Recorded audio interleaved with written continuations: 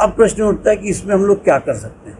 कई दिन से धरने और इसकी बात की जा रही है, आपने देखा भी होगा, कुछ कवर भी किया होगा। अब इसमें से परसों या नरसों की जो बात है, लगभग 400 स्टूडेंट की 4 तरह की प्रॉब्लम, उनसे कहा कि अपनी समस्याएं लिख के दो, तो हर एक अपनी मार्कशीट पकड़ा के चला गया। आप बता दीजिए कितने आए, केवल मार्कशीट अपनी दे के चले गए, कुछ ने कुछ लिख के दिया, ना रोल नंबर लिखा ना क्लास लिखा। डीएम साहब के यहाँ 275 एप्लीकेशन शो कार्ड गई, केवल 15 एप्लीकेशन थी, बाकी मार्कशीट। सर कुछ मार्कशीट में ऐसा भी हुआ है, जैसे एक मार्कशीट का एग्जांपल आया था हमारे सामने की मिनिमम वाज 216, वो हम लोग we will answer everything. Number RWA करके लिख दिया गया है, नंबर उसके मैं आपको बताया, मैं हर चीज़ का कंप्लीट जवाब दूंगा।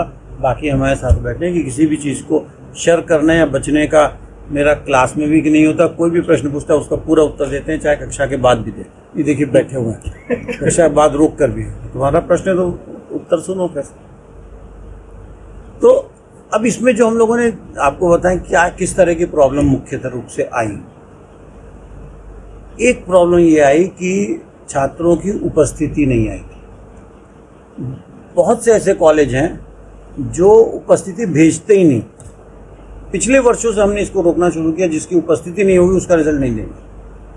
अगर उपस्थिति के बिना रिजल्ट देने लगे तो पता लगा वो छात्र पता नहीं कहाँ है, वो अपना ललितपुर में है कि मुंबई में है या कहीं और बैठा है या जेल में बैठा हो, कुछ नहीं मालूम होगा।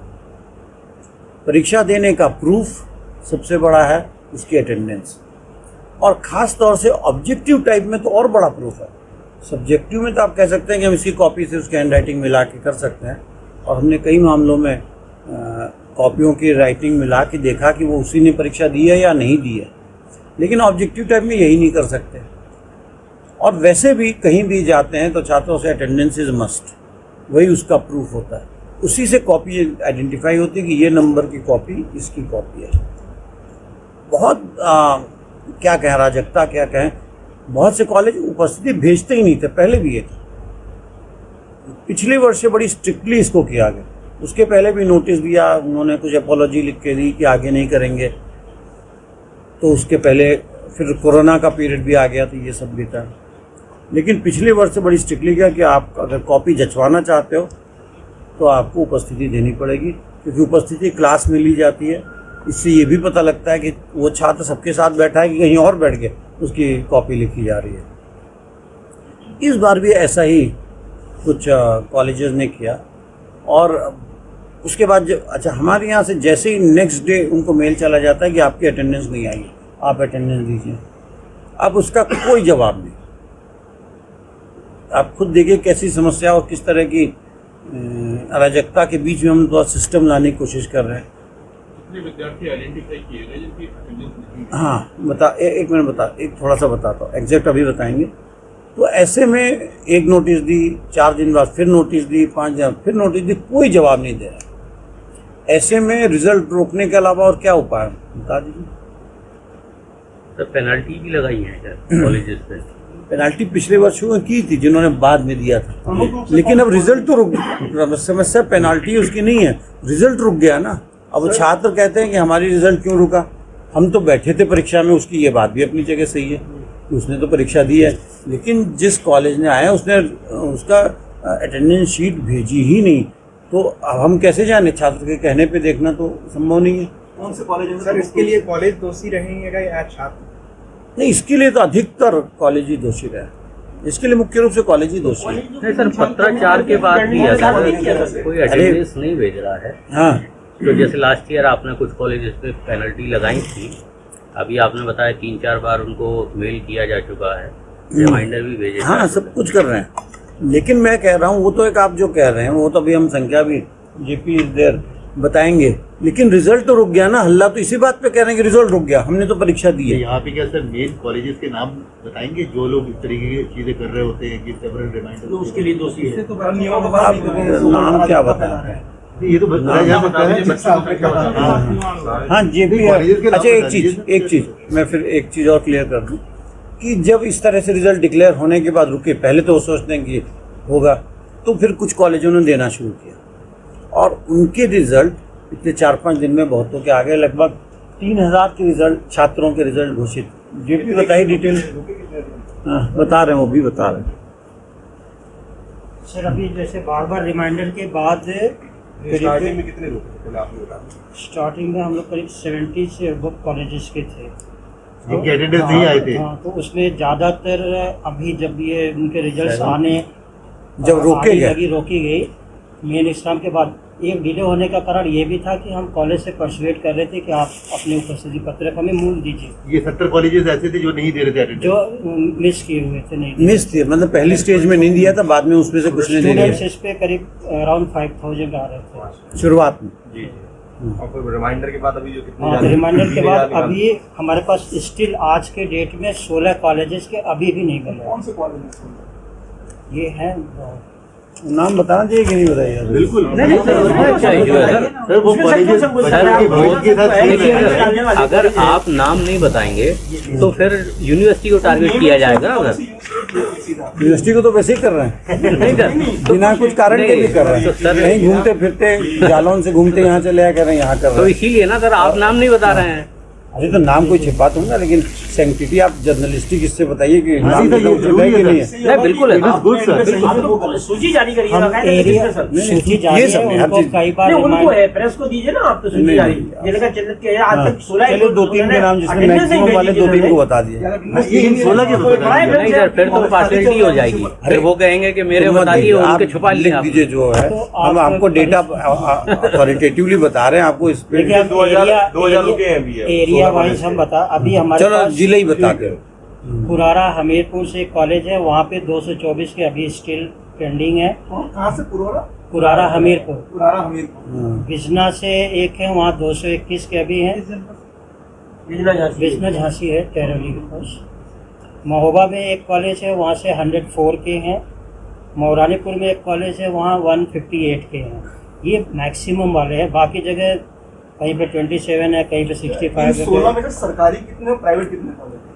इसमें एक सरकारी है, बाकी सब प्राइवेट है। सर उनका नाम बता सकते हैं? 15 प्राइवेट में उनसे क्या क्यों? अगर वो कॉलेज तो कॉलेज है ना। अभी ये बता दीजिए, ये नहीं 16 कॉलेज में कितने बच्चे हमीरपुर इसमें कोई- ये करीब हमारा 1343 का केस है। कितने बच्चे हैं? दो बच्चे हैं। 43 इसमें 2 कॉलेज ऐसे हैं जिन्होंने ओल्ड ओमार चेतावनी के हाँ, बाद वो भी use एक किया एक था। एक तरफ के, उसमें वो भी एक एक है। दोबारा में कॉलेज है और एक विरार हमीरपुर में कॉलेज है।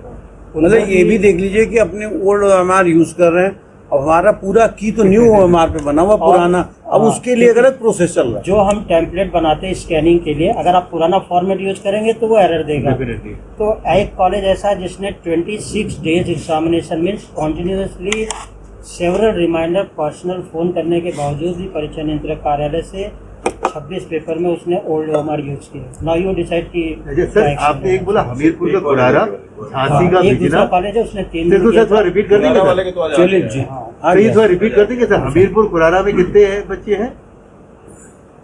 हमें को 224 224 और झांसी बिजना में 221 221 और एक महोबा का क्या होता है? 104 महोबा 104। एक और आपने बताया सर?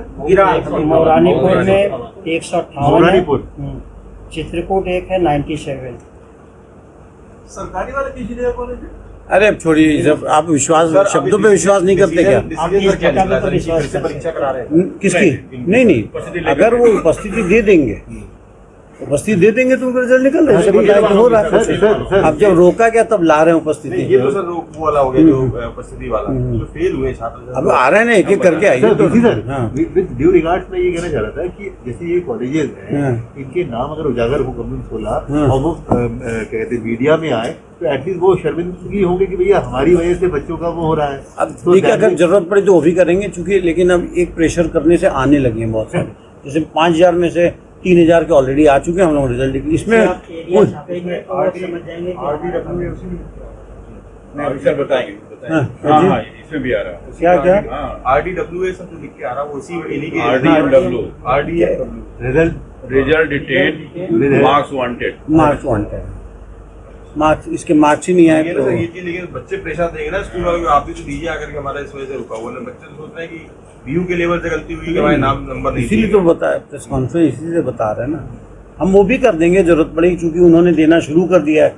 उनको वार्निंग और उनके फाइन पेनल्टी तो लगाएंगे ही लगाएंगे, लेकिन इस स्टेज पे हमारा उद्देश्य ये है कि वो मार्क्स दे दें जिससे छात्रों का रिजल्ट आ जाए।